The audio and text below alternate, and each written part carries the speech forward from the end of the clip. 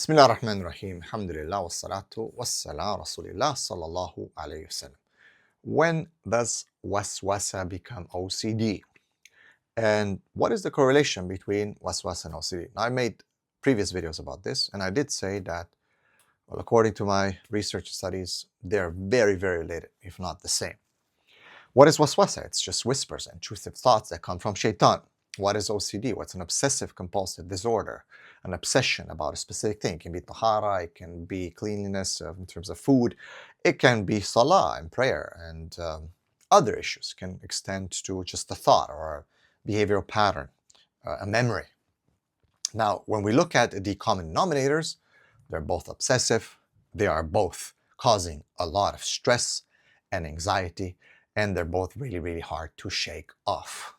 And they take over a person's life where it actually affects their iman, it affects their day-to-day life, and it affects their relationships with their families and even with Allah subhanahu wa ta'ala, their concentration in prayer. There's a lot of common denominators.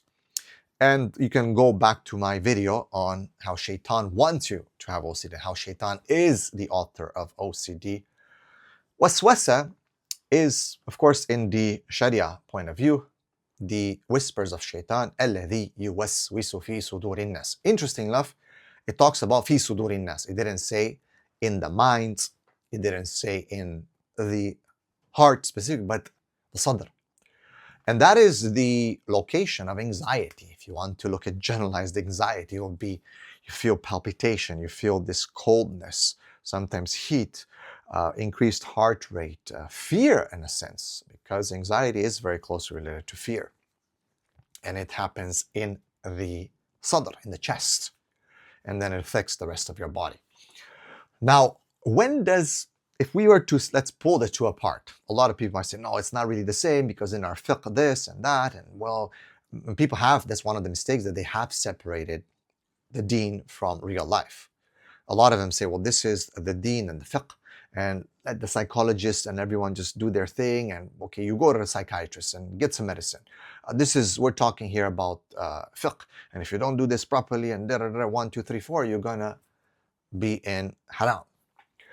Now, my argument would be that no, they are connected, and that a Muslim, a believer, has to understand how the deen is the life, isn't it? We always say that when we talk about deen in Islam, it's a way of life. Yet, again, we want to reduce it to fiqh opinion, even though these things are important, and our scholars are, inshallah, amazing what they left for us. But nonetheless, we cannot go against the revelation of Allah subhanahu wa ta'ala. Anyway, beyond that point, what I want to say is, let's for the sake of argument separate the two. Let's say there is waswasa, the shaitan is whispering different things, and then there's OCD, obsessive compulsive disorder. This is a secular term, and this is a Sharia term in principle. Now, when do the two connect? You see, the waswasa of shaitan, it can be on many different things. For many brothers, it starts with tahara. Did I wash properly? Did I touch every part of the hair up to the elbow, including in my fiqh, the Hanafi fiqh, for example, they'll say that this, but oh, wait a second, did I miss that? Did I do it this many times? Was I actually following? Oh my God, what if I did? But I forgot already by the time. There's a lot of things they need to understand. Now, for the regular Ahmed, he's going to do that. He's going to memorize the books of fiqh, and he is going to memorize the Kitab al-Tahara, for example, the book of Tahara, Bab al-Tahara, and he's gonna have no problem. But for the one who shaitan got in his mind is doing waswasa, an increasing number of men and women, and somehow do I feel like it attacks men more than women. It attacks men more than women, according to the number statistic that I've dealt with in our counseling. There's a reason that I believe that happens, and I think I made some sort of connection in one of my videos about watching pornography and explicit material and how that affects OCD or waswasa, or allows the shaitan to take grasp of you much easier. And because men watch pornography more than women do, it seems like it follows that pattern that more men are affected by it. Not all men, some men, more men. There's an increasing number of men, but women as well. Now, when we look at the waswasa, it starts with whispers. You want to repeat stuff. You forgot how many rakahs you prayed. You stay in the bathroom sometimes just for minor ablution, 2 hours. Some brothers miss Dhuhr, Asr. They make it up to Maghrib. Finally, they get out. And even then, they don't know whether they have proper ablution. And when it comes to tahara, like major tahara and ghusl, that can lead to even more waste of water, spending time, occupying the bathroom, causing frustration for a family, especially if those brothers are married. All right, so men do this a lot. Not all men, some men, an increasing number of men. Now, you'll find that the connection now is when it becomes, it can happen, it starts, all right, and if you don't attack it right away, you think, well, it's waswasa, let me just pray and so on, I mean, not deal with it, then not ignore it. I continue to research sometimes, even though you know the fiqh, you understand what you have to do. Many men will start going on these online platforms such as Reddit and read about other people's experiences, and it only makes it worse. They become now obsessed. It now transfers into the obsession. And now they do the compulsive behavior to try to release that stress for a little bit.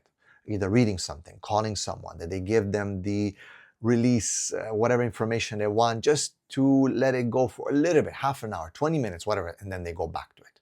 And the anxiety continues to feed on, all right? So this is now transfers from waswasa, just a whisper that they could ignore. They could just understand the foundations of our deen, and that Allah subhanahu wa ta'ala is the most merciful. That yeah, you do your best, and if there's any slight mistake that you didn't intend to, that inshallah Allah subhanahu wa ta'ala will cover that. But no, they start, they continue, they ask different opinions from different people instead of sticking to one scholar and do what Allah has told us to do. فَاسْأَلُوا أَهْلِ ذِكْرِ إِن كُنتُمْ لَا تَعْلَمُونَ. Ask the people of knowledge. خلاص, that is lifts from you the responsibility once you've asked the fatwa about your specific case. No, they don't want it. They want more. They don't want to stop at that. They want to do more, and they end up now in that obsessive compulsive cycle. And they do ritualistic behaviors now. They increase. They cause problems for their families, for their wives, for their mothers, for their fathers, for their brothers. They don't go to the masjid. They avoid people. They become depressed. So waswasa, you're not yet depressed. Whispers of shaitan are coming in. The Prophet ﷺ told us when a shaitan is going to keep telling you, what about this, what about this, what about this, you just ignore it. When it reaches a certain level, a'udhu billah, khalas. And that is why, even in secular approach, is the concept of cognitive behavior therapy, but specifically ERP, which is called exposure response prevention, where you learn how to deal with the stimuli and how to basically ignore it, how to get over it. The Prophet ﷺ already told us 1400 years ago that it reaches a certain level, you need to find hard to ignore it. It will feel very, very hard and difficult. The anxiety will be skyrocketing, but it will settle. If you continue the ritualistic behavior just to give yourself some slight break, you will always reset yourself back to square one and even make it worse, because now it becomes an obsession and it leads to now, well, clinical depression. You're going to be depressed, and it can lead to, a'udhu billah, may Allah protect, thoughts of suicide, of just wanting to end this. People leaving Islam, bro, committing kufr out of this. So you break it at the point of waswasa. You do not allow it to become obsessive, to become depression. You stop it by ignoring. Get help right away. PIP coaches, we help you, inshallah. You can book a coaching session. You gotta be careful with one of our great brothers and sisters, alhamdulillah, and we can help you to hit it early so it doesn't become an obsession. May Allah subhanahu wa ta'ala protect all of us. Please reach out. There is help out there, alhamdulillah.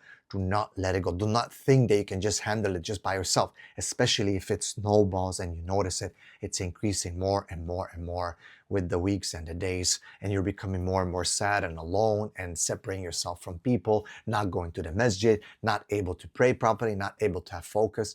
Get help today.